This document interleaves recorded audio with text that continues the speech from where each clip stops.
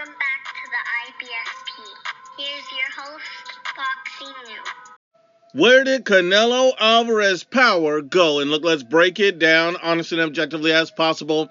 And a lot of speculation has been going on about Canelo Alvarez and his power.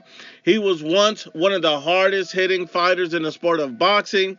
Now people question his power altogether. And a lot of people are speculating, where did Canelo's power go? I see the haters saying, oh, he's on PEDs. And now that he's off of PEDs, the power has disappeared. Obviously, that makes no sense because Canelo Alvarez is the most drug-tested fighter in the sport of boxing. So that's impossible. So where has Canelo Alvarez's power went? Well, that's obvious. If you really look at everything, ever since Canelo Alvarez had his hand surgery, his power has not been the same. That is absolutely right. He had a hand surgery. His power was never the same after that fight. Look at his 4 fights after that surgery.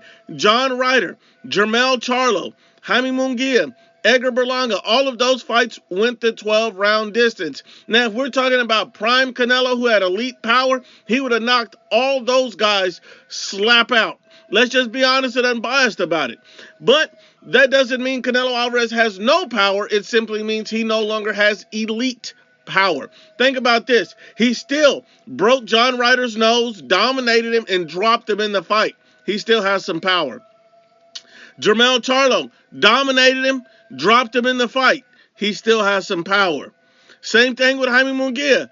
Dropped him, dominated him, showed he still has some power. Same with Edgar Berlanga. Dropped him, dominated him, showed he still has some power.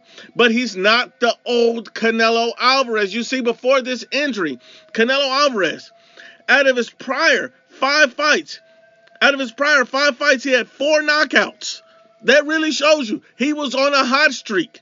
But once he acquired this extensive hand injury, and it got to the point where he couldn't even close his hand, he couldn't train properly, and he fought Dimitri Bivol and Triple G, his hand required surgery, and those 2 fights were decisions.